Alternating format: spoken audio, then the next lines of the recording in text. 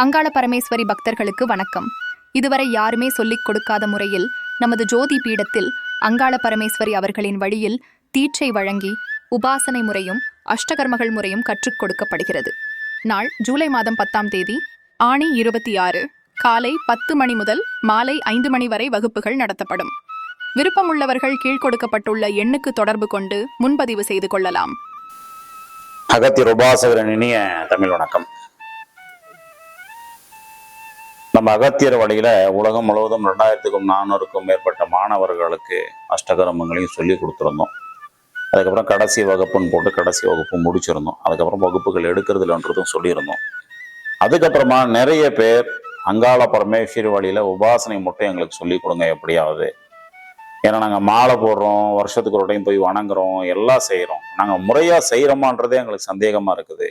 எங்களுக்கு முன்னோடிகள் யாரும் இல்லை. எங்ககிட்ட கேள்வி கேட்டவங்க வாட்ஸ்அப்பில், ஃபேஸ்புக்கில், கமெண்ட்ஸில், நேரடியாக ஃபோன் பண்ணி நிறைய பேர் ஒரு மாதத்துக்கு 30-40 பேர் கேட்பாங்க அங்காள பரமேஸ்வரி எப்படின்னு சொல்லி. ஸோ தெய்வத்தின் மீது இவ்வளோ நம்பிக்கை கொண்டு மக்கள் வணங்க தயாராக இருக்கும்போது நாம் குருமாராக இருந்துட்டு ஏதாவது ஒன்று செய்யணும் இல்லையா அப்படின்றதுக்காக அங்காள பரமேஸ்வரி அவர்களுடைய வழியிலான தீட்சை, குரு தீட்சை, குரு உபதேசம், அதுக்கப்புறம் உபாசனை முறை, எந்த மந்திரத்தை சொல்லி உபாசனை செய்யறது அப்படின்ற உபாசனை முறை, இதெல்லாமே அங்காள பரமேஸ்வரி வழியில வகுப்புகள் நடக்க இருக்குது.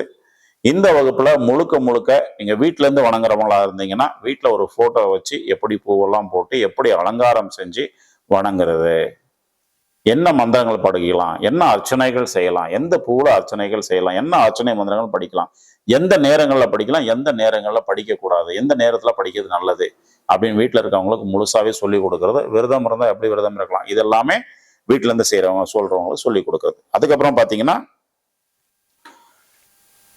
கோயில் வச்சிருக்கவங்களுக்கு, நான் அங்காள பரமேஸ்வரியுடைய ஆலயம் வச்சிருக்கேன் அல்லது சிலை வச்சிருக்கேன், சிலை வச்சு வணங்கிட்டு இருக்கேன் அப்படின்றவங்களுக்கு எப்படி அபிஷேகம் செய்யறதுலேருந்து ஆரம்பிச்சு தண்ணி ஊற்றி குளிப்பாட்டி அலங்கரிச்சு எப்படி நம்ம முதல்ல அர்ச்சனைகள் செய்யறது, முதல்ல என்னென்ன பூஜைகள்லாம் செய்யணும், எப்படியெல்லாம் தண்ணி ஊற்றணும், தண்ணி ஊற்றுற முறைகளை நிறைய பேருக்கு தெரியாமல் இருக்குது. அதனால தண்ணி ஊற்றுறது எப்படி, தண்ணி ஊற்றி குளிப்பாட்டுறது எப்படி, குளிப்பாட்டினதுக்கப்புறம் மஞ்சள் குங்குமம் பூசுறது எப்படி, அதுக்கப்புறம் ஆடை அணிவிக்கிறது எப்படி, இது எல்லாமே சொல்லி கொடுக்கப்படுது.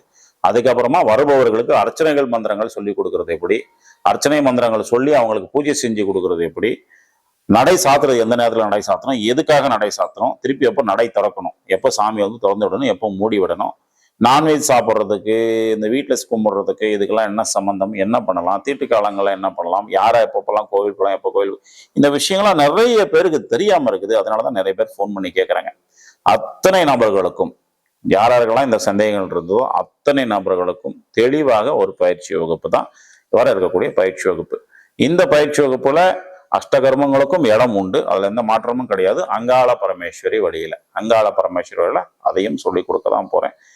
நம்ம இவ்வளவு நாள் வகுப்புகள் நிப்பாட்டிட்டோம்னு சொன்னதுக்கு அப்புறமா கூட தொடர்ந்து எங்களுக்கு ஃபோன் மூலியமா எப்படியாவது கத்துக்கிட்டு ஆகணும், ஆன்மீக வழியில வந்தாகணும்னு சொல்லி வருகை தந்த பக்தர்களுக்கு, என்னுடைய பின்பற்றாளருக்கு என்னுடைய வணக்கத்தை தெரிவித்துக் கொள்கிறேன்.